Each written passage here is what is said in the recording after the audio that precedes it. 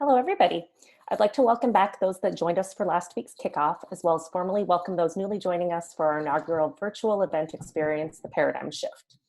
We appreciate you taking the time to join us today. Hopefully you're all able to experience some of the sunshine as I am here in Toronto, which I know is a little bit deceiving in my windowless basement and workspace here.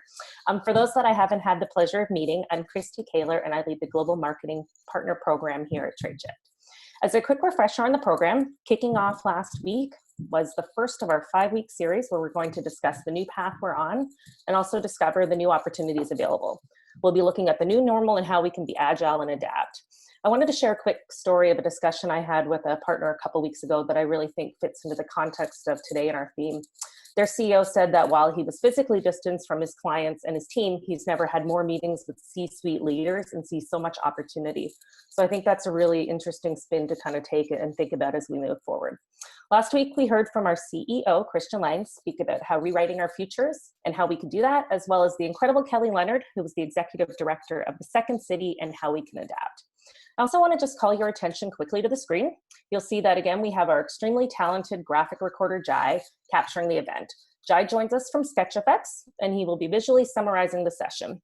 So as we wrap up week 2 today, you'll see his masterpiece and you won't want to miss it. He's incredibly talented. Just a couple of quick housekeeping notes before we start. As many of you are aware, our mantra here at TradeShift is shift happens. So as I said before, if in fact shift does happen and there's any glitches, please sit tight and we'll definitely be right back. Also, as a friendly reminder, we're going to continue our scavenger hunt. So if you haven't accessed that yet, you'll find the details right on our registration page. So let's dive in. Taking a look at what we'll expect this week. I personally have been in anticipation for this week since the program was announced. The format today will be 3 panel-style sessions about what's being invented and uninvented during the crisis. Our panelists are brilliant industry experts and they're true change makers. In the first panel, we'll be discussing the era of digital tools in the context of remote work. Next, we'll be moving into panel 2, where we'll cover if supply chain sustainability is suddenly attainable, and is it possible to rebuild the economy without destroying the environment? And then to close it out, we'll be taking a look at our third panel, discussing why just-in-time production is now a major weakness. So without further ado, I'm very happy to introduce our moderators for today.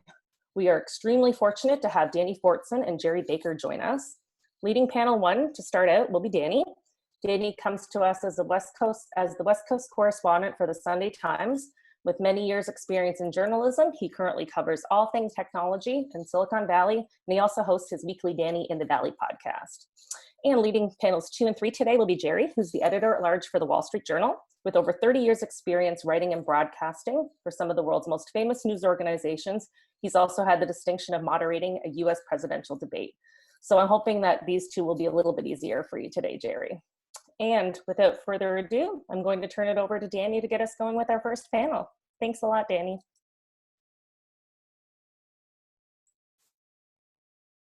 Small technical difficulty there.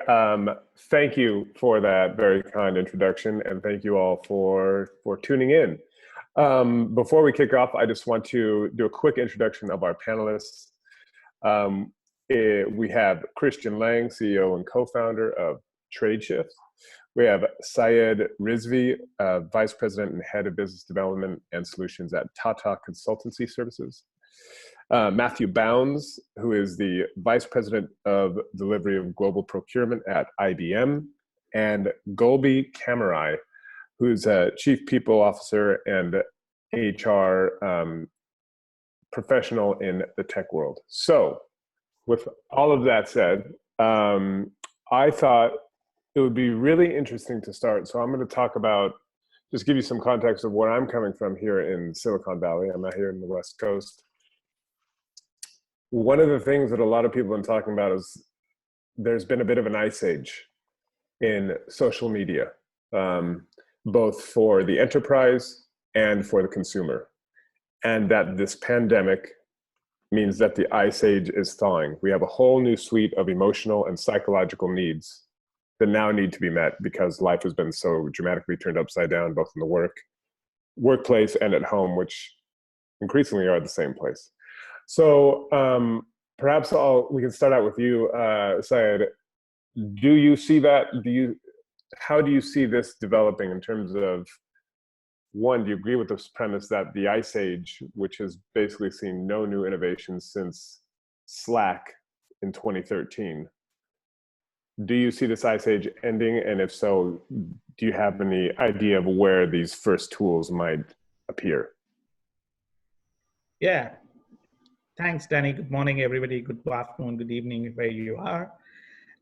I think really what's happening is every disruption brings with it technologies that have been at the fringes into the center space. And this started with the internal combustion engine, the transistor, the internet, and now digital.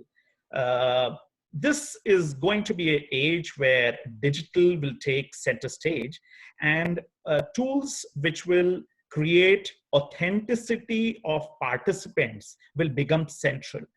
So far, digital has been kind of unregulated and not mitigated by any forces.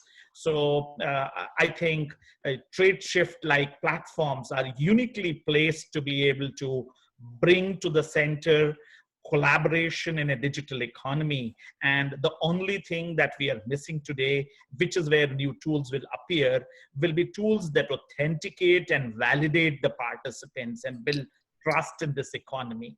Whoever, whatever, in whichever shape they come, as they build trust, we will start seeing a surge of interactions. Trust in online education, trust in online purchase, trust in online gaming, all of those. And what this is going to bust is the industrial age norm of scale and size. No more is scale an advantage. A 110-acre campus for an Ivy League university doesn't make any sense. 100,000 participants in a play field where there is a seating capacity of 110,000, 150,000 doesn't make sense. So scale will be busted by digital. It will bring in a different norm, a different era of measurement. And at the core of that will be issues like trust. So tools that develop trust will really flourish in this economy, will allow parents to get children on gaming, get children on education, will allow enterprises to collaborate across and teams to meet virtually. So wherever tools can authenticate and validate trust is going to be the new set of economy that will develop. And Matthew, how do you see that developing? Because obviously trust in the pre-COVID world is, you know, you sat down, you sit face to face, you have a coffee, you get to meet somebody. How do you see that developing in a world where, you know, that's much less common or likely? That's a great question, Danny. And you know, there's two words that come to mind when I was listening to Saeed talk. The first is DNA, and the second is, using one of his words, is trust. But we're going to have to learn to trust those tools. So Saeed talked about trust, and I agree with him 100%. But learning to trust those tools, and the only way, as we all know, to learn something is to use it, and it's either used by, you know, repetitive or mindless repetition, as I call it, or sometimes blunt trauma. You know, that blunt trauma will certainly, you know, clear your mind to learn quickly. And then the other part is, I listen to Saeed, is, you know, for all of us, we have to make this new world, however you want to frame it up, part of your DNA. So for us as a delivery organization who primarily was working in building, whether it be a center or on client site, making, you know, working from home, we'll call it, as part of your regular DNA is going to be critical for us, all of us, to create the success that we're looking for. And Golby, I'm curious, when we're talking about this kind of big shift, how does it, logistically, how does it work when all of a sudden you have to be doing hiring and firing by Zoom?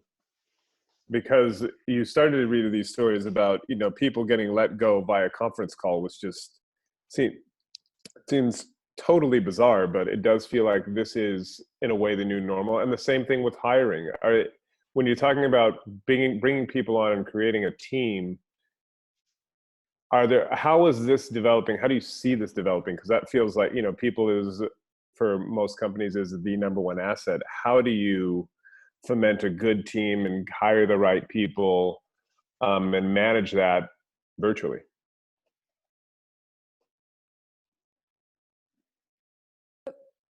Was I on mute? There you are.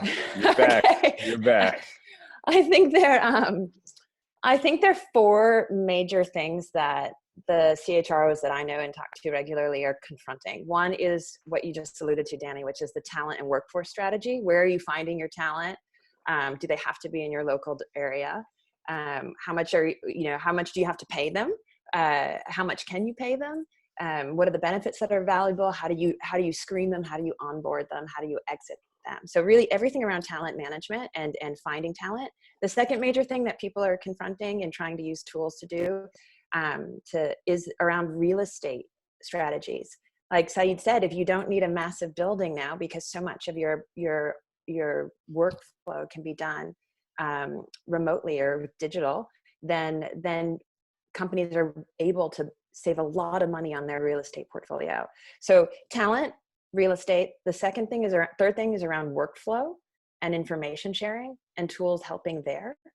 And the fourth thing is around culture and experience. And how do you create an authentic and interesting and engaging experience and maintain your culture? And so it's not just how do you find people and screen them and onboard them? It's kind of everything, and they're all interrelated. But it's a huge opportunity right now, because if you, just 2 seconds more on this, if you can get talent that's not necessarily in your local area, and let's say I live in Silicon Valley and talent's really expensive here. If you now have the whole world that's opened up to you because you go completely remote or you go more distributed, you now can get exceptional talent, potentially for less than you really previously were. So the company bottom line saves money. If as a real estate platform, you reduce your real estate footprint, which is usually the second largest expense after headcount, you save money. And so either companies need to raise less, or they just save money that they can invest in innovation and growth. And so there's so much possibility right now.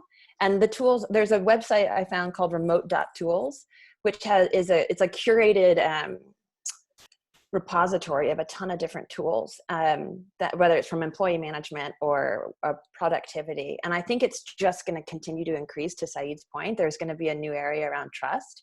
But one of the things that I'm looking for, and that's already been happening in the last 5 to 10 years, is a set of tools that focus on intrapersonal growth. This is your stress management, your resilience, your emotional well-being, and then interpersonal tools around communication, around collaboration. Because the reality of the situation now is work, as Matthew said, work and life are getting blurred.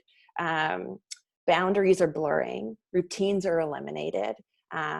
Everything is fundamentally changing, and there's a lot of stress on the system and on relationships and on ourselves. People are going through existential angst. And so 2 categories of tools that I think are going to be hugely invested in are the intra, the inter. And I think with a lot of the cost savings that companies are going to explore, they can, and the growth that's going to happen on individual human capital level, companies are going to potentially soar. Christian, you're a CEO. How are you viewing this? Is this amazing opportunity? And I'm not to be crass, but like, we can cut costs. We can get rid of a lot of the BS that we were doing because that's how, quote unquote, it was done. And, it's the famous Rahm Emanuel quote, never waste a crisis, or we'll never waste a good crisis. I mean, how are you viewing this? Is it like, wow, this is an amazing opportunity to reset these 1, 2, 3 things that I've been thinking about for a while? And the second question is how far do you think that shift can go? Because I do feel like when these dramatic events happen, a lot of people think everything's going to be different. And then usually the reality is somewhere closer to the middle. I think, the future happens a lot faster in the long run than it does in the short run. I think, first off, I think disruption moves in waves. And I mean, even the reason we call this paradigm shift is essentially, actually linked to the actual quote by Thomas Kuhn, which is, it's not really about technology becoming different. It's not really about business becoming different. It's about mindsets changing. And you said it in the beginning, events like this force us to change our mindset. And once we are forced to change our mindset in one thing, we are freed up to change it on everything else. And I think that's why you should never waste a good crisis, is because your mindset is your ability to think differently, right? Now, on the whole situation around labor, 60 years ago, 70 years ago, actually, the container got its great breakthrough with the Vietnam War. And then what happened was the U.S. Army was the first to use it to ship stuff to Vietnam, and they had all of these empty containers going back. So they said, why don't we stop in Japan and pick up some electronics? And pretty much globalization as we know it today was born. And I think that Zoom, real-time translation, etc., is the container for the service economy.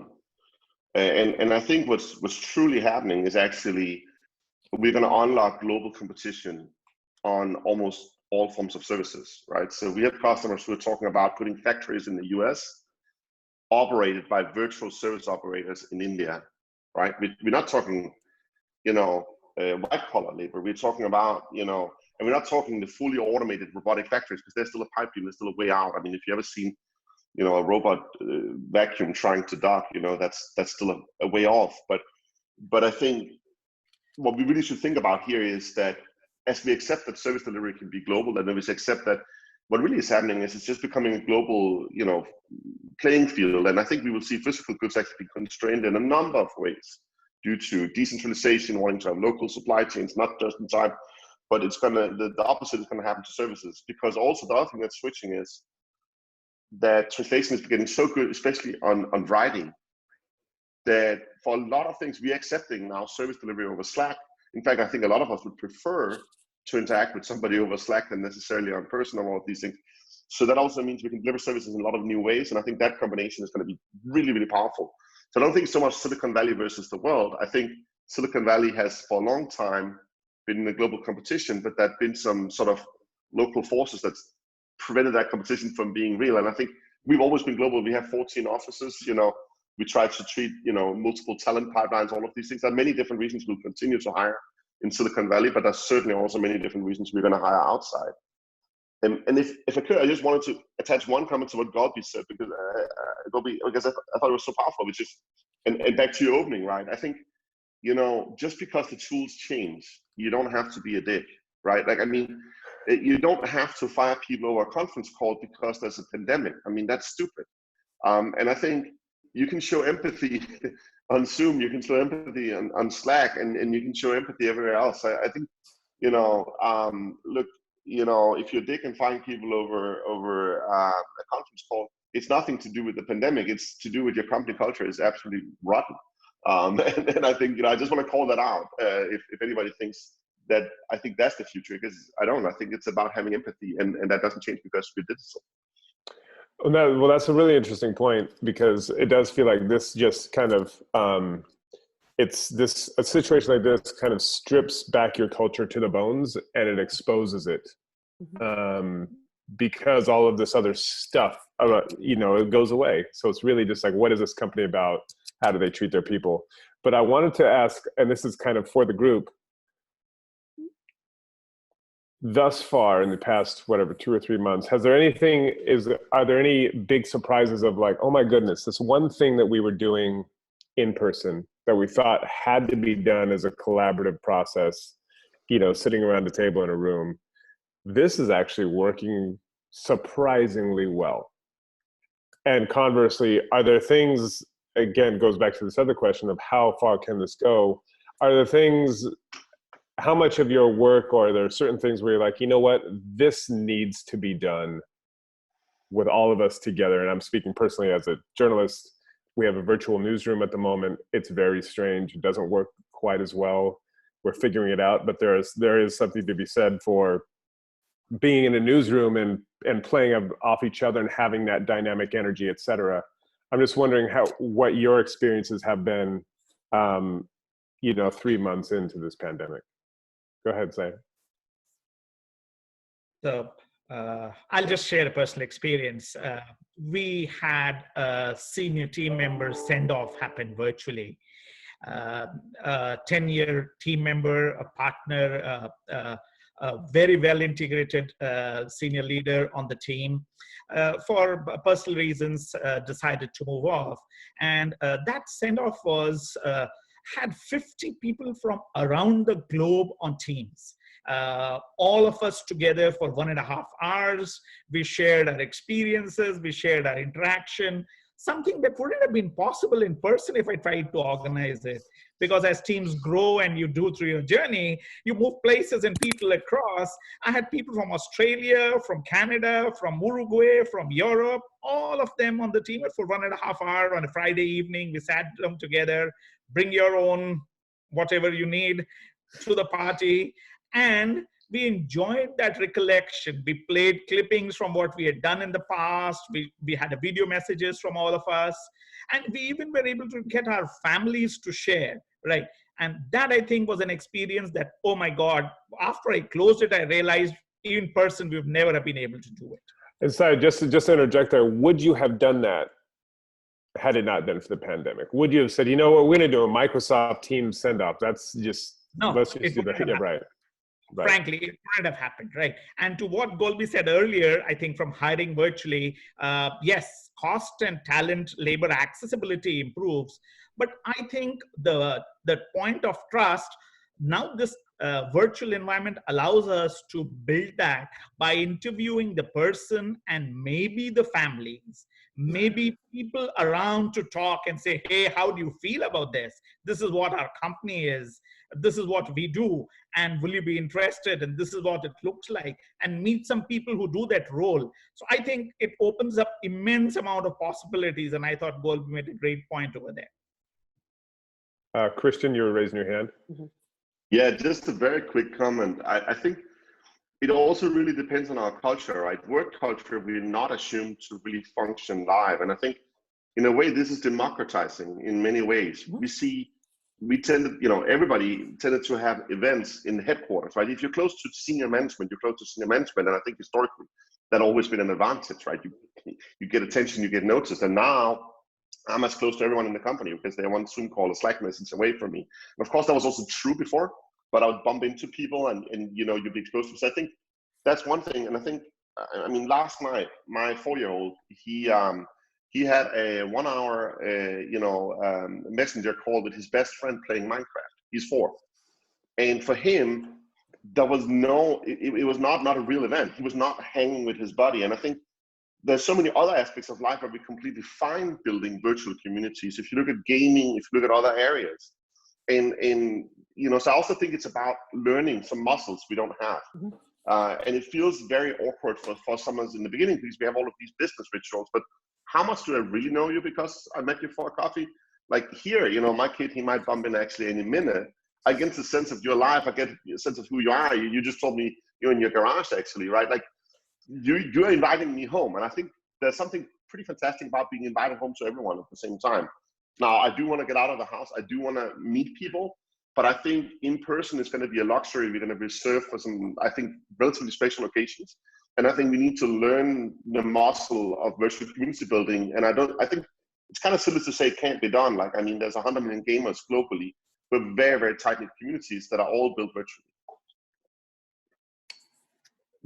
Golby or Matthew, you guys are both, whoever wants to go first. Go ahead, Golby. So I would say both of you just said something really interesting. Christian mentioned Christian rituals. And I think that's a huge opportunity here is a lot of our traditional rituals have gone away, even if it's just like putting on your suit and going to the bus stop or drinking your coffee before you go to work. And so it's an opportunity to create new rituals and to invite people in.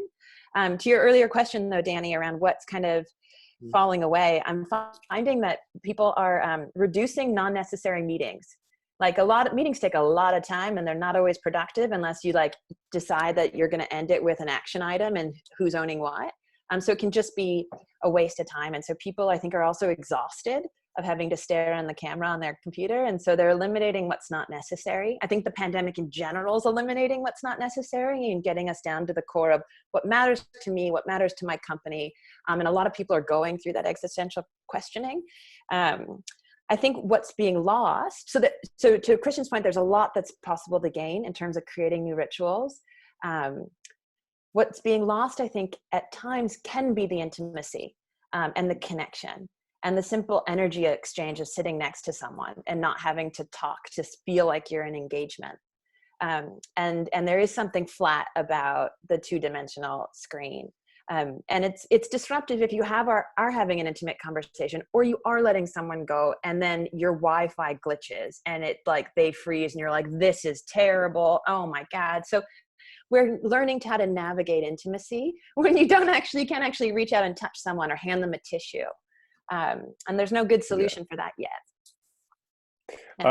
We're running out of time. Matthew, I want to give you the final word here on navigating this brave new world. Absolutely. Thank you for that. And just to go back to weave a theme in here, we've talked a lot about this daily human interaction and the loss of it or the gain of it and how to walk through it. And as Golby just pointed out, the two screen mentality. But I'll go back to a point Christian made. I do believe that we are spending time on this Golby two-way screen, taking the time to listen more. And go back to Danny, your point in empathy. So we are, as a community, I believe, globally, listening more and spending time to work the muscles. Again, Christian's point of view, work some of the muscles we haven't done that before. And so in the end, I believe we'll all be in a better place as a business and non-business community. Well, I feel like we could go for another hour. Maybe Tradeshift, we'll have to work on that for next time because I feel like we're really getting to the meat of it now. But I just want to thank everybody for the time and some really interesting points. Certainly gave me a lot to think about. I hope it did as well for the audience. And thank you guys. Thank you. Thank you. Many thanks. Awesome. Many thanks to you, Danny, Golby, Syed, Matthew, and of course, Christian, for all taking time out of your busy schedules to join us. I mean, on my end, very practical from both a personal and professional perspective, sorry, as life and business continue to cross paths. So just a quick note, we're going to be taking a really fast 2-minute break, just so our panelists and for the second session can queue up. So please feel free to get up, stretch, warm up that coffee, top up that glass of wine, and we'll be right back. Thank you.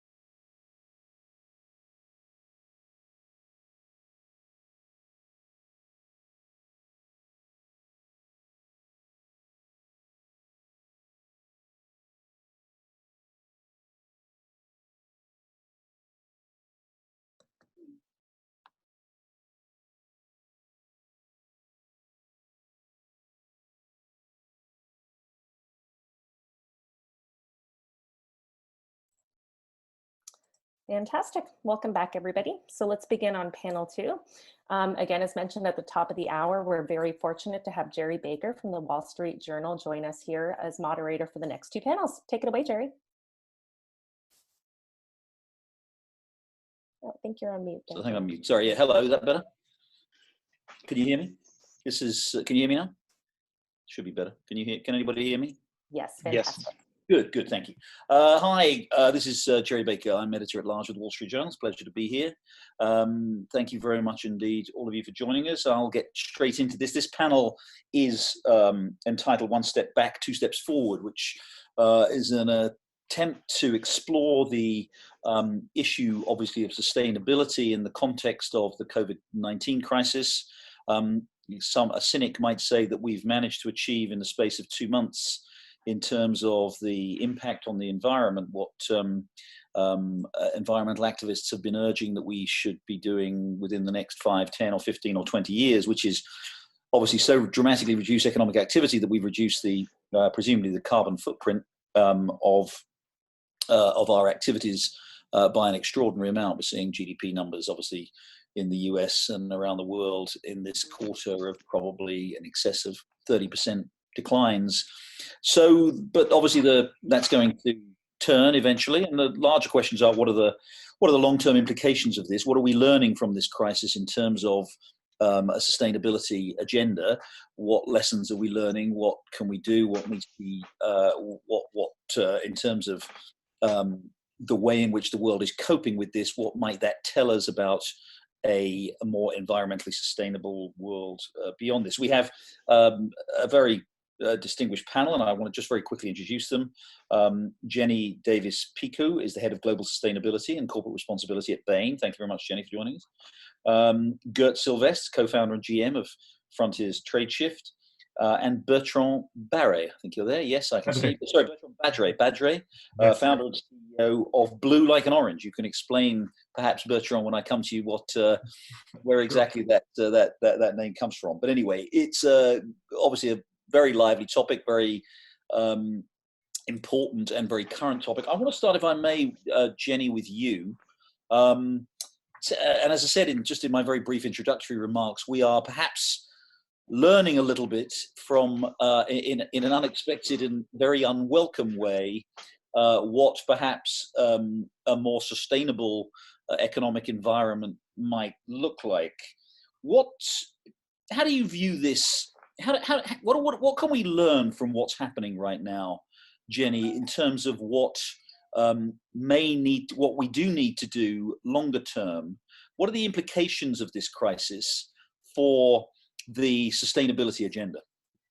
Great. Yeah. Well, thanks very much. Thanks to Tradeshift for hosting the panel. Thanks for putting me on the spot in terms of having to go first. I guess, Jerry, one thing that I might disagree with in your opening introduction, I don't know if the activists would want to solve the climate crisis, for example, by cutting economic activity by 30 plus or more %. I think actually the real question that lots of folks are working on is how can we actually preserve the economic activity that we've got, but in a way that actually is fundamentally more sustainable than the way that we're doing right now. And I think that's really the lens through which I think that we can look at the lessons that we might take from the current crisis.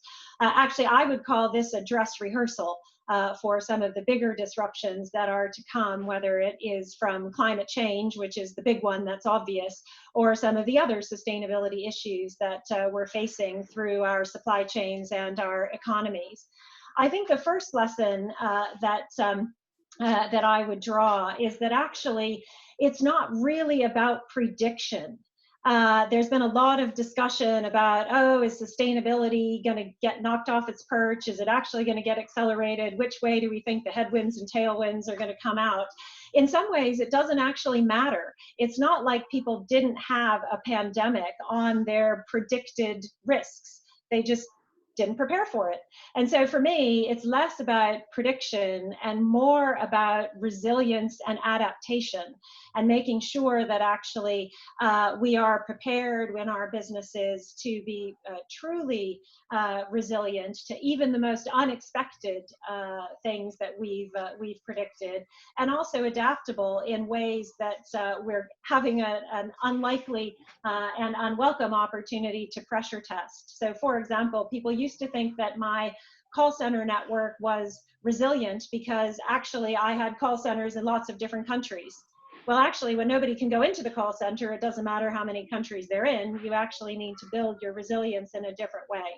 And so the first lesson I would take is that it's not about prediction, it's about resilience and adaptability. And there, I think, I don't want to monopolize the opening comments. I think there's plenty to learn there in terms of how supply chains, for example, are being impacted by the current action, whether that is indeed on the configuration of the supply chain, the length of supply chains that have been set up, but also I would say some important lessons about the human individuals and impacts that are involved in those supply chains in terms of actually what really it means to take care of our workers and really create a system which is not just sustainable but also equitable, so the economic activity that we're creating is not damaging either of those two. So we'll come on to talk about more specifics, I'm sure, but I can stop my opening comments there. Still on mute, Jerry. Sorry, I actually muted myself to stop myself interrupting anybody. Gert, perhaps I could come to you. The general, it's as often happens whenever we have major international events, and obviously this is unprecedented in its scope and scale, but people, commentators generally and business leaders say, look, this is going to change, this is going to transform our world. And sometimes it does, and sometimes it doesn't. This does seem to be one of those major global events, financial crisis of 2008-9, maybe the terrorist attacks of 2001, maybe, and obviously the collapse of the Berlin Wall and communism in 89-90. It does look like one of those great historic events that is going to change the world. Give us your sense. But perhaps in some ways, one of the big challenges for all of us is figuring out what will change and how, but also what won't change. Give us your sense, if you would, in terms again of the sustainability agenda. How is this changing, do you think, businesses' approach to everything they do in a way that will impact upon the broader agenda of addressing climate change? Yeah. It's a good question. So I think what we've seen in our space, and you can say what we do for a living, that is connect buyers and sellers and their supply chains digitally. So definitely what we saw happen in this crisis. So many of the drivers behind this. So we have a rising population density. That's also, of course, what helps spread something like this and create a global pandemic. We see a very interconnected world. And what we saw companies wake up to was a situation where they actually, for some of them, couldn't do business because they couldn't get into their mail rooms and fetch this physical mail. And I think both the trends of coronavirus, the geopolitical situation, uncertainty about trade deals, it all kind of highlights the same trend. And that is that the way that supply chains work, the way that your company works and your dependencies on other partners in this space, that relationship is changing in a quite profound way. And I think on the last financial crisis, everybody got a reminder of this. We saw as companies extended payment terms to 90, 120, even 360 days. We saw that had a big impact on supply chains. And I think that's exactly what we are seeing here again. So we have the whole story about companies scrapping to get access to masks, and players springing up and see how can we create a supply chain around this. And I think the reactions have been in many ways. Some are like looking inward and say we're going to untangle this globally connected web. But at the same time, you see everybody and their grandmother who never bought something on a web shop, they're now buying stuff on a web shop. And so we can see this whole trend of e-commerce, of course, only being boosted by this trend. At the same time, we can see businesses falling further and further behind on the digitization, not so much internally, but everything that happens between the companies. And I think this is going to be a big reminder.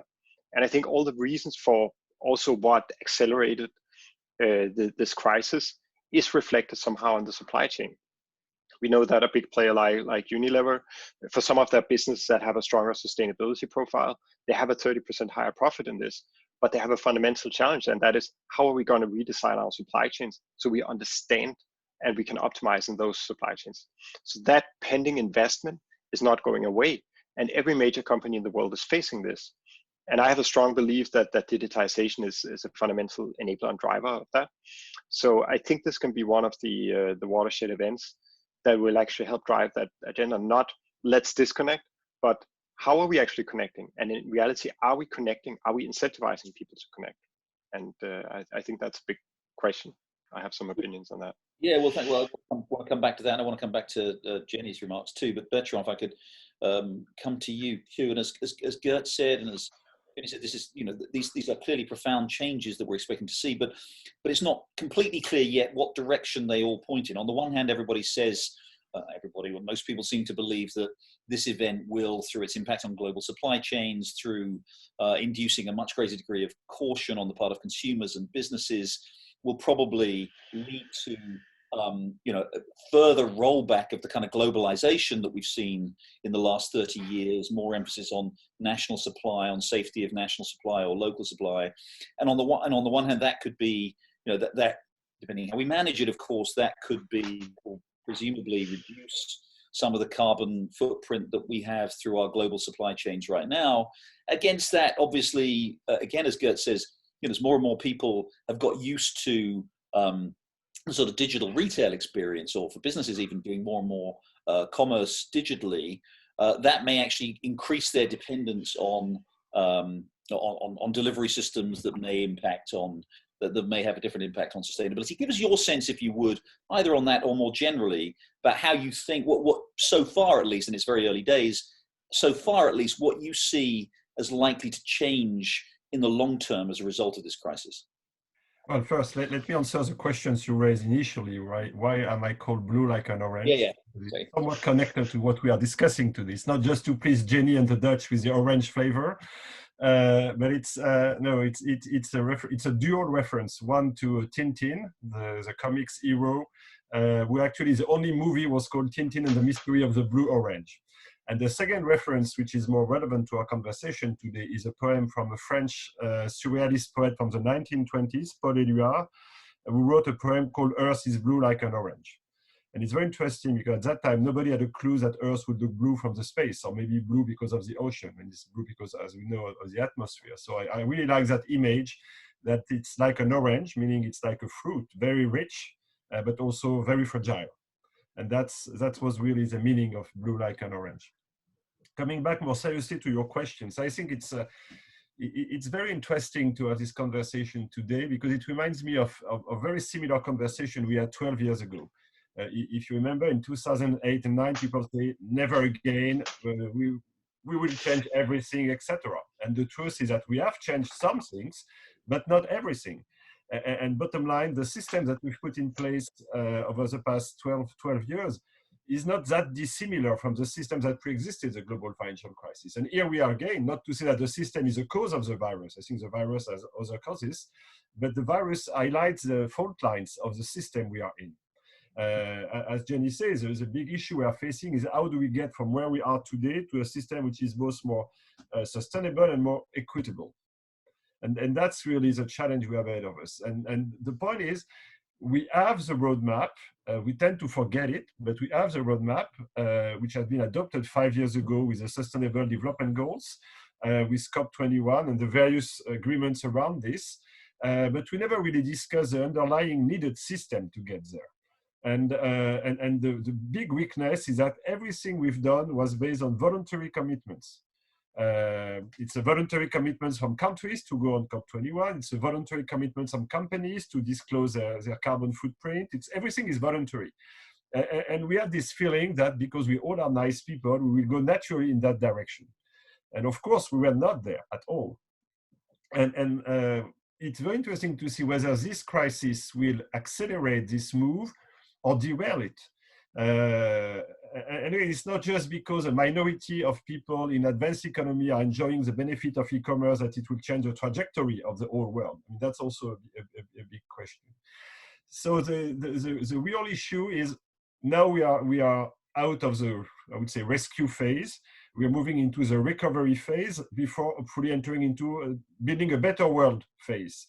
And the recovery phase is already very challenging because we lack money. It's as simple as that. I mean, a number of governments will hit the financial world fast. A number of companies will have to restructure fast.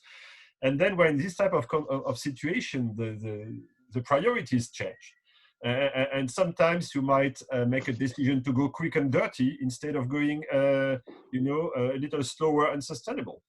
And that's a big challenge we're going to face today. And it will require a lot of vision and leadership to look towards the future and not towards the past. Because the past is very tempting. The past is on the table. And that's, I think, the big challenge we have ahead of us. Look at, I mean, within the EU, it's people keep reaffirming, yes, we want the Green Deal going forward. But I mean, the truth is that a number of countries are not that enthusiastic about the Green Deal. I mean, I'm living in the US. I mean, needless to say, it's not that clear either between, I mean, with the electoral campaign and so on and so forth. So on the one hand, this crisis might be a catalyst to go in the right direction, but I don't think we should fool ourselves. It will not be a natural catalyst. I mean, you need a little push and a little of care to make sure the catalyst goes in the right direction. I don't want to repeat the post-global financial crisis pattern again, where everything is going to change and then, well, my God. Well, maybe it doesn't. Yeah. I mean, some important changes were made in terms of financial system, but I take your point that, yeah, it didn't maybe have quite the dramatic effect. Jenny, if I can come back to you, obviously to some extent, we're dealing with two crises here right now. One is the public health crisis, which is what we've been dealing with which has been sort of front and center for everybody for the last 2 to 3 months, depending where you are in the world, somewhat longer than that. We are now, I'm in the US too, and whether you're in the US or Europe, we are very much now into while obviously still being very mindful of the public health dimension, we are also dealing with the massive economic crisis that we have brought about by shutting down our economies. And I know there are different views about how serious that economic crisis will be. Initially, I think there was a lot of optimism that this will be a V-shaped recovery and that we'd all sort of bounce back pretty quickly. My sense is, despite the stock market, that there is a wider belief now, especially among policymakers, that isn't going to be the case, and that actually this could be a prolonged period of economic weakness, if not outright stagnation. What difference does it make in terms of the long-term agenda about sustainability, how severe this economic crisis is beyond the immediate public health crisis? I think as you think about how to help come out of the crisis, however long it's going to last, and the topic at hand around sustainability, I think there really is a sweet spot that countries and companies should go to first, which is actually where can we help restart the economy and kind of create that economic momentum while also benefiting sustainability. And typically the kind of mindset of governments and companies going into these kinds of things is, let's just get stuff going because we're desperate and we got to kind of start cranking. And actually, I think there's an opportunity to say, before we just dive in, let's ask ourselves, where are there opportunities that are reinforcing both economic growth or economic kind of regeneration and sustainability? I think it's well known, obviously, that the renewable sector actually has way more jobs in it, for example, than some of the dirty energy sectors or kind of black energy sectors in the US. And so is there an opportunity to use the economic recovery as a means of accelerating those? or indeed, as you think about if you're a company and perhaps you've taken assets offline during the crisis, if you've had to take down factories or other assets, think about how you bring those back online such that actually you're bringing the green ones back online first. It's just like the airlines considering actually maybe the 747 has had its day, and actually if we retire that, it's probably good for the capacity of the industry and good for the environment as well. And so I think that that's really the mindset to go in with, and whether that's supported by green recovery stimulus packages or indeed by companies wanting to take the lead and get ahead in this debate, it doesn't actually make much difference as you look at it. In terms of your question, though, of what's the impact of the timing, of how long that economic downturn may last, I think clearly the longer it lasts, the more worried, if you will, people will be to just get things going. And perhaps that patience for thinking of new ways to do things may start to wear thin. But for me, that means actually there's a much higher premium of starting on the right foot, because we could easily get into the wrong foot, as opposed to just saying, let's just go back to the way it was because we need to get some kickstart, some growth. And thank you. Gert, maybe what specifically, we don't have a huge amount of time, so what specifically do you think we should be looking for in terms of the, I mean, one of the things, I mean, we're all taking part in these Zoom calls and Hangouts and all that kind of stuff, and a lot of the business executives I've spoken to in the last month have all said, you know, we are definitely going to travel much less than we used to. The days are probably gone when, you know, hundreds of thousands of senior executives of companies would get on a plane and fly to the other side of the world for 2 days of meetings and come back again. That's going to have quite a significant impact.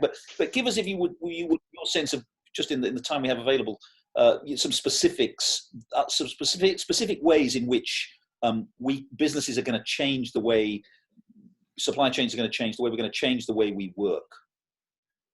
Yeah, absolutely. So I think one of the kind of mistakes or problems with a lot of the sustainability initiatives is that they have been driven by the stick and policies and certifications that companies and even countries tend to resist, because everybody of course asks what's in it for us.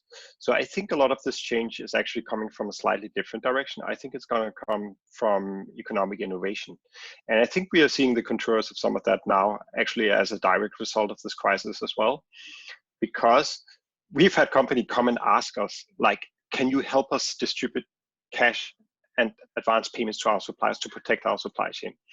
We have spoken with governments and made economic calculations that shows by how the government can go in, and for in Danish government case, like 60 million in ensuring the interest on loans to supply chains can unlock $15 billion.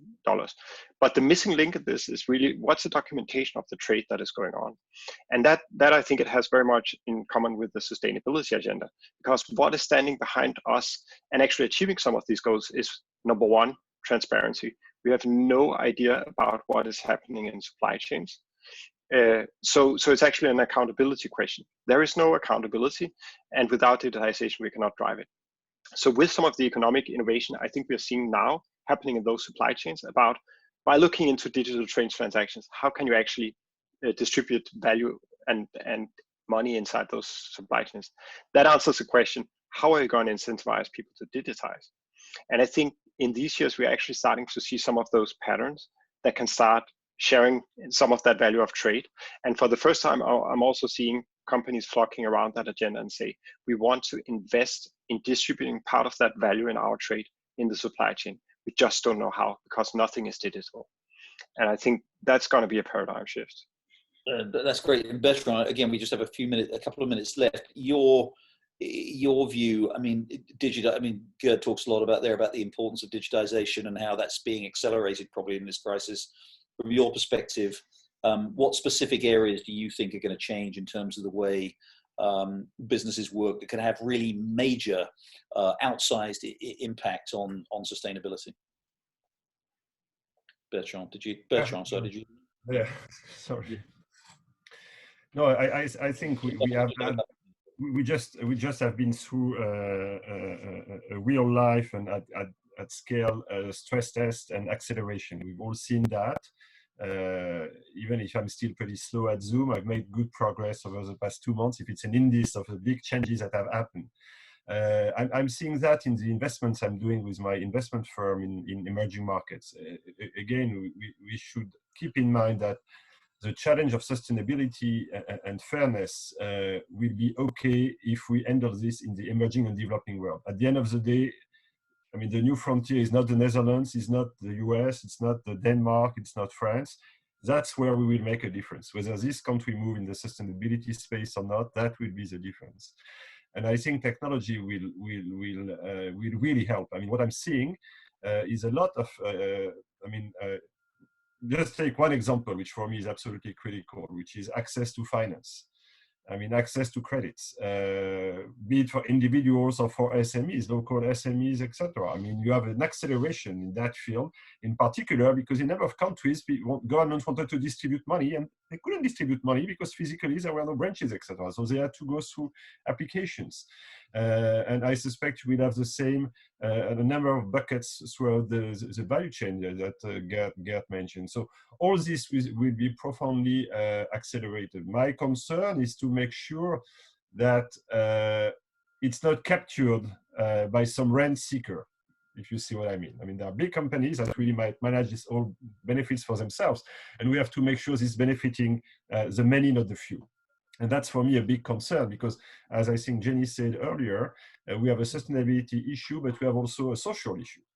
And if the result of this crisis is that we lay off thousands or millions of people because we make huge productivity gains over the next 2 years, okay, we might be better from a productivity front, but then we have a big social problem, which might lead to political issues, etc. And it will be even bigger in emerging and developing economies. So I think we have to carefully move on both the digitization, which will really bear a lot of fruits, but also make sure we accompany this move by the proper social and political framework. For me, it's essential. Technology is crucial, but not in itself. I mean, you need to really build the ecosystem to root technology in real life, not just push forward, because the backlash might be extraordinary. So that's my concern. So on the one hand, I'm quite optimistic because we see a lot of things happening. On the other hand, I think, look at what happened after the previous crisis. I mean, that's where populism started to accelerate because we didn't handle it properly. So I don't want to have another crisis after this one. That's a very good, we're out of time, unfortunately. That's a very, very good note on which to end the tension perhaps between economic efficiency and that we might see as a result of this, and actually, well, not so much the sustainability question tension, but the broader tension, the broader political and social tensions that we might see as a result of some of the changes that we're bringing about, and the impact that that itself may have on people's desire to make the kind of radical changes that are necessary in the long term.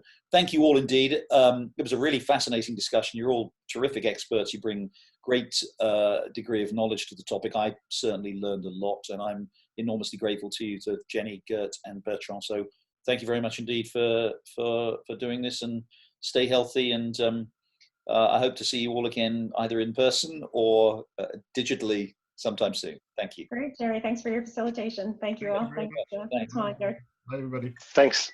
Bye. Many thanks, Jerry, Jenny, Bertrand, and Gert, for taking the time out of your busy schedules to join us. I think my aha moment came in the first 2 minutes, kind of to shift the mindset from it being a dress rehearsal and the importance of resiliency and adaptability. Just again, we're going to take a very, very quick 2-minute break to bring on our panelists for our final session of the day. So we'll see you very soon. Sit tight.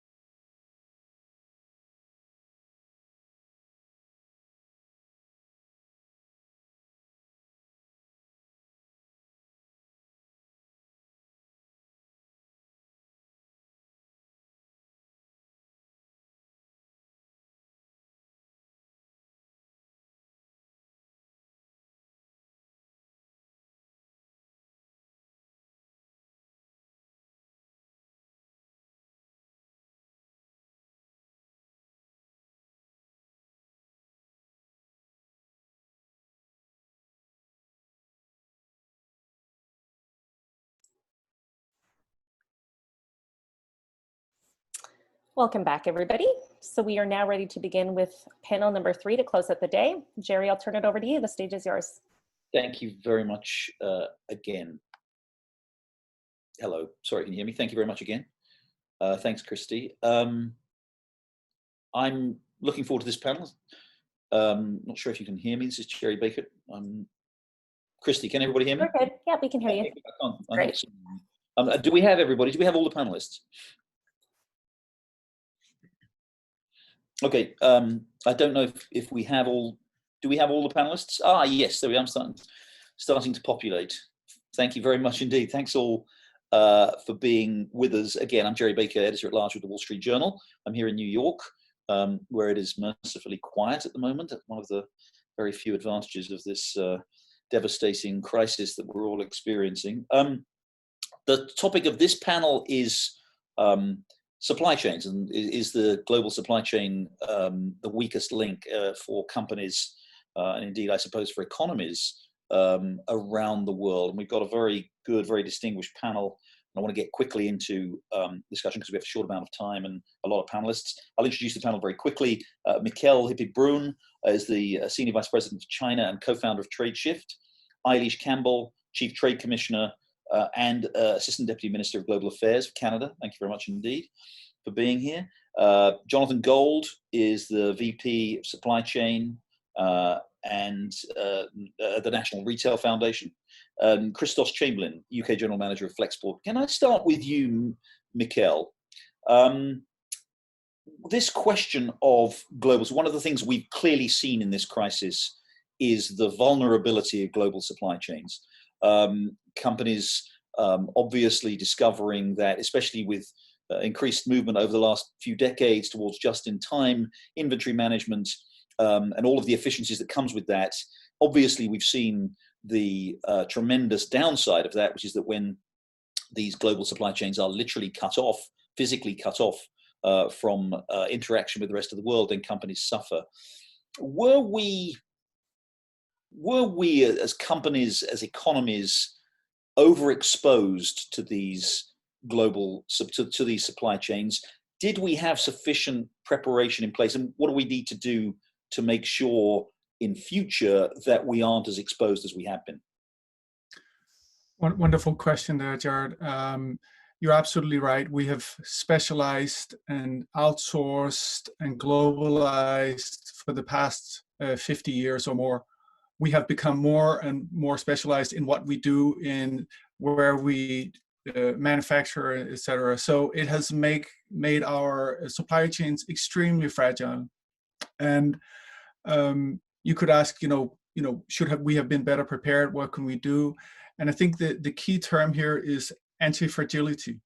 It was a term that Nassim Nicholas Taleb coined. He's the author of The Black Swan and the book about anti-fragility, and it kind of describes systems that get more robust, get stronger when they're under pressure.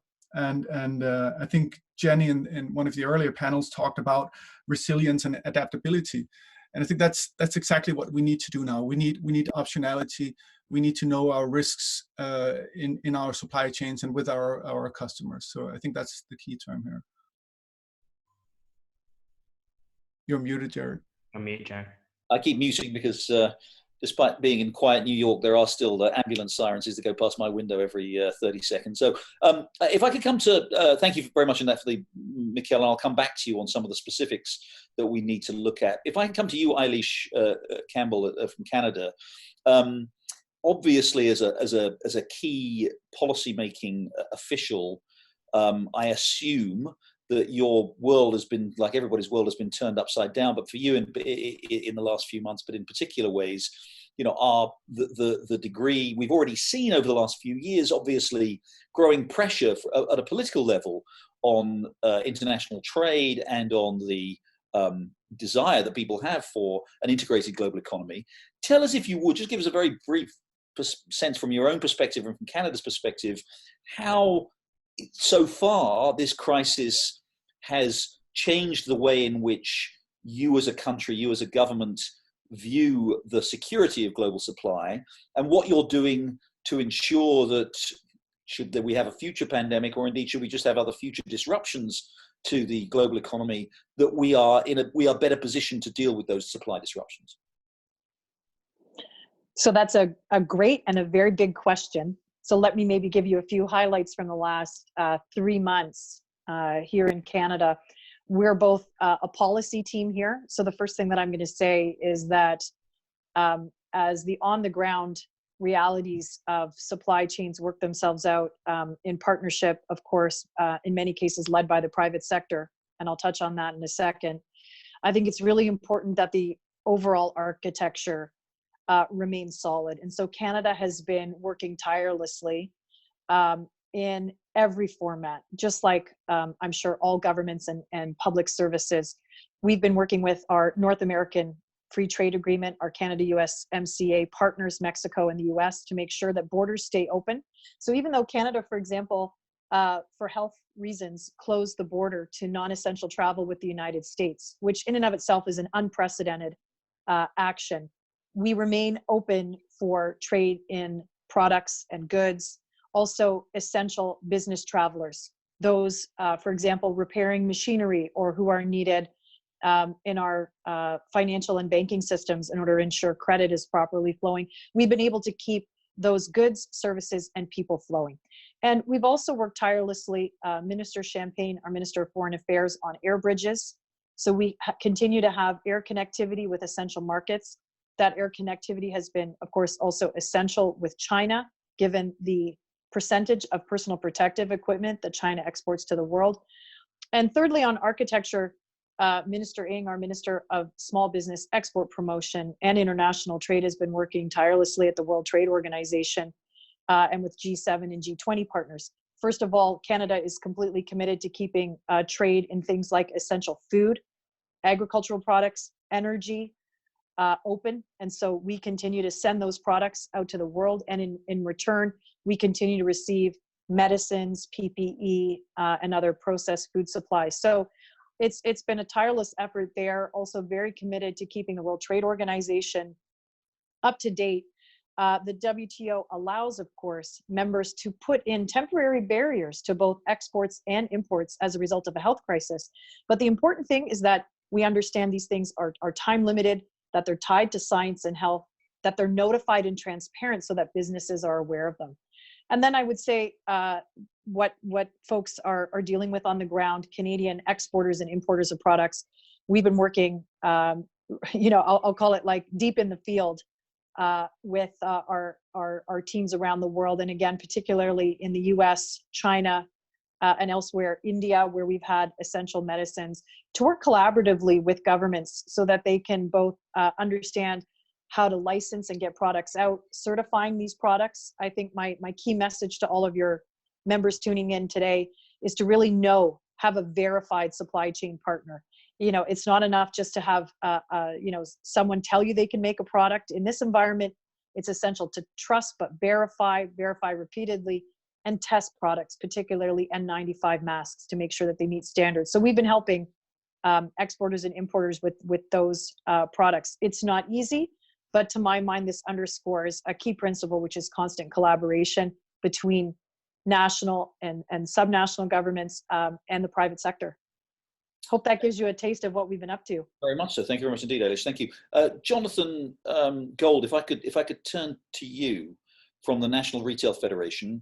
Obviously, retailers, particularly in the field of textiles and apparel, heavily, one of the enormous benefits we've seen in terms of both the availability and the cost of many of those products have been tremendously benefited by these global supply chains that we've had and that have grown up and that have become more sophisticated and extensive in the last 20, 30 years. Are we going to be able, when this obviously we've seen enormous disruption through this crisis, when this crisis is finally over, whenever it is, how is it going to change? Are we going to continue to have the kind of access, the kind of ease of access and low cost access to all of those supplies that we've got used to in the last 20, 30 years, or is there going to be a kind of fundamental and permanent change, do you think? Jerry, thanks for the question. Appreciate the opportunity to be on today's panel. I think that's a huge question that a lot of people are trying to figure out right now. I think supply chains are certainly going to change fundamentally. I think a lot of folks, over the past couple of years have been looking to diversify their supply chain for a variety of reasons. Obviously, the ongoing trade war between the US and China has forced companies to reevaluate and figure out, other avenues in other countries to go to look for producing their goods. I think this is going to further speed up that need for companies to make sure they are diversifying their supply chain and mitigating the risk of this kind of pandemic once again. I think, companies had risk mitigation plans in place for disruptions, but nothing to this magnitude that I think anybody kind of dreamed of recently. So this certainly is going to change how companies focus on their supply chains, where they're looking. I think what Eilish said, that trust but verify is so critical right now for a variety of reasons when you're looking for those new vendors. I think, something that folks need to realize and understand is that you can't change your supply chain overnight. It's going to take time for these changes to happen, especially to make sure that you have vendors that can make the product you're looking for them to make, can meet your qualifications, your requirements, can meet any government requirements, whether it's product safety related issue or something else. So I think supply chains are going to change, but it's not going to be something that happens overnight. I think the one thing we need to do is caution the calls now for those nationalistic supply chains, say we can bring everything back here and make it here. That's just not the case. You can't do that. I think there are certainly things we should look at to bring certain elements of the supply chain back, but you can't bring everything back, whether it's here to the US or somewhere else. We just don't have the capacity, the technology, the know-how, the skilled workforce to do that. So there certainly are continued benefits to have this globalized supply chain that we need to continue, but I think we need to have it evolve and continue to move forward. So it's an ongoing issue that a lot of companies now are struggling with and working with their vendor partners, which is so critical right now, that agility is necessary to continue to move forwards. Thanks, Jonathan. And Christos Chamberlain, if I can come to you, UK General Manager for Flexport. I'm guessing as you were coming into 2020, you were thinking, how on earth are you going to manage the enormous headache of Brexit and all of the uncertainties associated with Brexit? And then 2020 is barely a month old, and the coronavirus crisis comes along, and the impact on global supply and trade from that makes Brexit look like a non-event. So, focusing on this particular issue, obviously of the immediate challenges of the COVID-19 epidemic, and then the longer term, what the longer term impact will be from a UK and European perspective. How do you see that both immediate and longer term disruption to supply chains that we've been talking about? Thanks, Jerry. Yeah, I think that's you certainly characterised it well there on the shift from Brexit to this COVID pandemic. I think that, like, if you look at how COVID evolved, it started as a supply crunch in China, extended the period of Chinese New Year, and then became a demand crunch as it sort of moved to the rest of the world. And what we see in that demand crunch is, a dramatic shift in consumer purchasing. It's moved online. We see a dramatic uptick in purchases of essential goods, and then non-essential goods such as clothing, etc. More discretionary spend has kind of declined rapidly, right? And I think that it's that shift in demand, particularly I think at the moment, that most businesses are dealing with. And I think in terms of the short term, we sort of talk to our clients about three particular areas right now. The first one is really getting a good picture of the end-to-end inventory. Really understanding where is your stock at your suppliers, in transit, in your own warehouses, and really getting that visibility of your end-to-end supply chain that I think has become a more important issue as we are in a more uncertain environment. The second one that we talk about in terms of short term is really evaluating the continuity plans of your partners.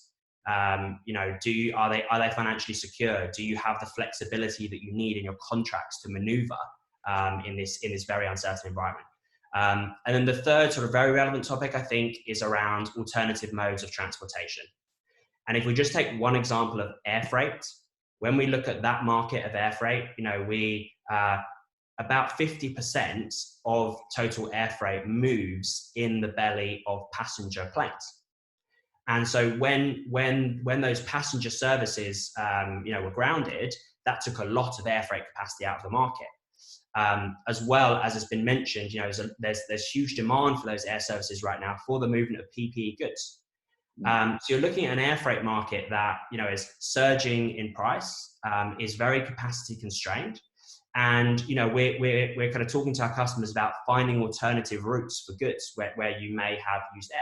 You know, I think one good example there is, you know, for us, we've seen a lot of pickup in premium ocean services, you know, which speaks to sort of finding alternative solutions to these markets that have become a lot more constrained. Thanks, Christos. Let's talk, if we could, about China. And Mikkel, if I could come to you again, because I think you're in China, right? You're actually there in China.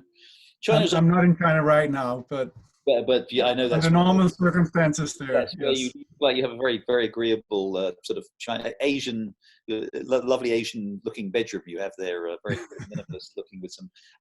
But let me ask you, Mikkel, if I may. Obviously, you know, China's been, in a sense, the sort of workshop of the world for the last 20, 30 years. It was already moving, obviously, in the course of the last 5 or 10 years towards transforming its economy and becoming less dependent on exports and investment and more dependent on consumption. Clearly, this is going to accelerate that. But there is, both at a political level now, and I think what the crisis has done is added to the political level a kind of more of a business imperative that's putting pressure on companies to decouple from China. We are talking about, again, both at the policy but also at the practical daily business level, companies questioning whether they really want to have as much exposure. Again, to some extent, this was in train already, but this is accelerating, as much exposure to China for all of the reasons that we've seen in the course of the last few months. Do you think that is a trend that is now set in place and is going to accelerate? And if so, you know, what do companies do to replace China or in their supply chain? How do they manage this great decoupling, which does seem to be going on? I think we actually already saw this with the U.S.-China trade war, the tariff war. It accelerated a trend that was already happening with manufacturing in China moving out of the region. So you're right. I think this will accelerate this change even more. But again, we talk a lot about diversification, and I think we're seeing that Chinese multinationals are, you know, also establishing manufacturing facilities all around the world. They're getting ready to be in the markets where the consumers are, and the same thing applies the other way around, where foreign multinationals are establishing themselves within China so they can do local manufacturing. So, and I think we have many great examples of this happening. So, yeah, I guess from a you know, supply chain, our very long supply chains going back and forth across the globe will be shortened because of this trend.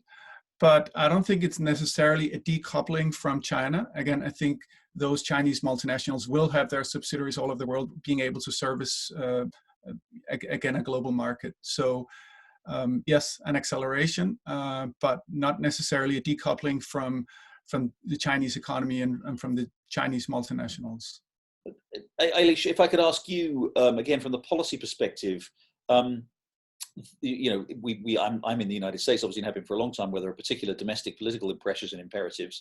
But I do think they're sort of growing around the world. And again, from a business perspective, companies under pressure perhaps to reshore, to bring some of that global supply back domestically, with all of the implications that has. Do you think that is going to be a trend? And is that something that trade policy has to address in the course of the next few years? How to perhaps, you know, cushion some of the effects of that, how to foster perhaps in some respects that. Is that going to be a priority for governments in the next few years to enable companies maybe to manage this transition to a less globally integrated world? So I think I can answer that question at a level of a few, I think, essential principles that will guide governments and business. And so one of those principles is, of course, capacity. And I like the definition of resilience and robustness. Resilience is the ability to kind of bounce back from a shock and get things back on track. Robustness indicates that you can continue to operate with very little disruptions during a crisis. So I think we are now looking at a world where we're trying to address resilience, which is an unprecedented demand for certain products that have occurred. At the same time, as I think the other panelists have highlighted really well, essentially like a travel shock. So you have a huge surge in demand for specific products at the same time as logistics are under pressure. And that's a highly unusual situation. And where Canada has focused is maintaining those air corridors and logistics. But at the level of a firm, I think the question then is how aware were they of their partners, and how many redundancy plans did they have, not just so that they could match or meet resilience criteria, but robustness, the ability to operate continuously throughout a crisis. And in this case, I think you're going to see, again, multi-factor responses.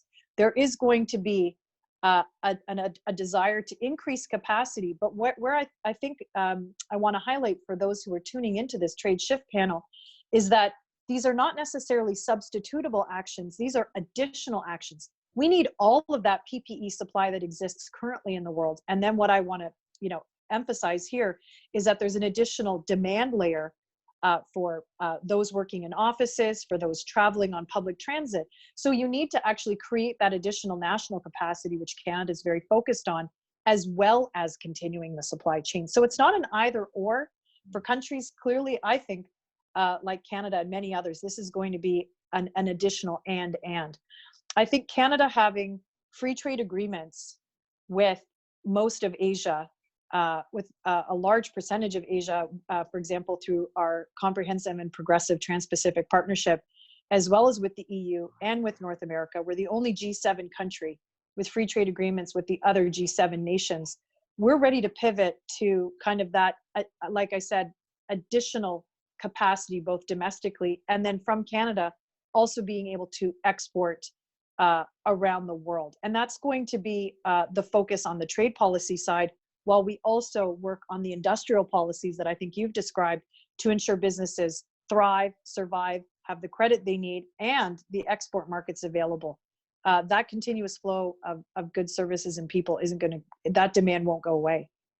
Just quickly, we have a few minutes left. Jonathan, I want to quickly come to you. After 9/11, one of the things that happened to the global economy was we had to build in a tremendous amount of latency, of redundancy related to security, physical security. Enormous increases in physical checks, security checks, as well as digital background checks and all of that kind of stuff. A tremendous amount of dead weight, if you like, into the global economy as we became much more conscious about terrorism. Post-COVID-19, are we going to, it looks like we're going to have to build in a certain amount, as we think about global supply, we're going to have to build in a certain amount of redundancy and latency and duplication in our supply chains and the way we do these things. Is that something which is going to be a drag on companies, on efficiency, as we look to emerge from this? Is it going to be a long-term factor, or are there ways in which we can, there's going to be plenty of opportunities presumably for businesses in that, but are there ways in which we could maybe turn that into an opportunity as opposed to simply an additional deadweight cost on the global supply business? I mean, I think we certainly hope it's an opportunity. I think, even prior to COVID, you look at, SARS and bird flu, some of that was already being built into this, but not, I don't think, to the scale that we've seen now. So I think certainly will be opportunities to build that resiliency and redundancy as part of the supply chains. I think this is certainly going to be top of mind for executives as they're now looking to rebuild their supply chains. This is going to be top of mind. This is something they have to figure out. Exactly. That's going to raise, that is going to raise costs, though. I mean, so for example, for retailers, there's going to just inevitably be is there a higher cost associated? Potentially. I mean, that could potentially be the case, but I think, smart companies are going to figure this out and figure out how to build efficiencies into the system as well. That's all part of this. I think, obviously the initial shock after 9/11, building that security into the system came at a cost, but I think that evened out. People figured out how to do it in a cost-effective way. And I think that's something we're going to have to do going forwards. This is just something that now is going to be front and center that companies have to figure out. This is why those partnerships are so critical, not just, company to company, but government to government, government to company. Having free trade agreements in place so you can work with your partners to do this is so essential. So this is something that we're going to continue to push. I know others are as well, but I think I think the key word here is that resiliency. That needs to be part of any supply chain moving forwards. And Christos, we're almost out of time, so I'm going to give you final word to you. What role do you see for technology here? I mean, obviously technology, the explosion of data and of AI is changing everything, but it's changing in particular the way in which we think about matching supply to demand in this particular field. What opportunities are there for innovation and for technology to address some of these supply chain issues that are arising now as a result of the much higher level of caution perhaps that the world is going to have after COVID-19? Great question. I think the way I would answer this one is we've really talked a lot about two effects here. You know, one is redundancy, resilience, robustness. I think there's another piece to the equation, and that's to do with agility, right? And I think we should expect that volatility in markets, in supply and demand, is not going away, right? And I think resilience is important there, but also agility. And agility is about having real-time data to hand to make faster decisions and having flexible options to hand to kind of, execute on those faster decisions. And I think, for us, we really see that is a place where digital supply chain, technology in the supply chain can really be a tremendous benefit in kind of giving that data, providing those flexible options, and allowing companies to just react more quickly to this. Christos, thank you very much indeed. We are unfortunately out of time. I've learned a tremendous amount in the last 20, 25 minutes. Thank you very much indeed. I particularly take away, I think perhaps that there are, while everybody is focused on perhaps the negatives of the impact on the global supply chain, obviously from this crisis and from the economic crisis that follows it, I take away that there are certainly some opportunities there too in for all of what we do, both from a policy perspective, but also in terms of the businesses directly, supply chains directly, and indeed, as we just talked about, their technology. So thank you all indeed very much. Christy, I'll hand it back to you. Yes, thanks, Jerry. And again, of course, thanks to our panelists, Mikkel, Eilish, Christos, and Jonathan, for taking the time out of your busy schedules to share your view and expertise on supply chain disruption, of course, with the groundwork of constant collaboration, the need for continuity, and agility being necessary to move forward. So that will conclude today's program. I'm sure I share the sentiment with many of you that these panels were extremely engaging and relevant, and could have continued all of them really and went a little bit longer.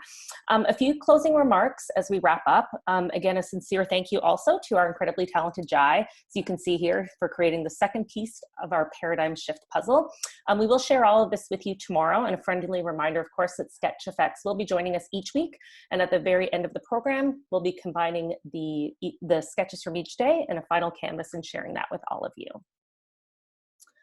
I'd also like to encourage everyone to continue the conversation on Twitter, so we'll be tracking that through. Please feel free to submit your thoughts and questions using #ParadigmShift, and you will hear back from us. And to close out, just a little bit of info on our next chapter in the program next week, which will be the lab.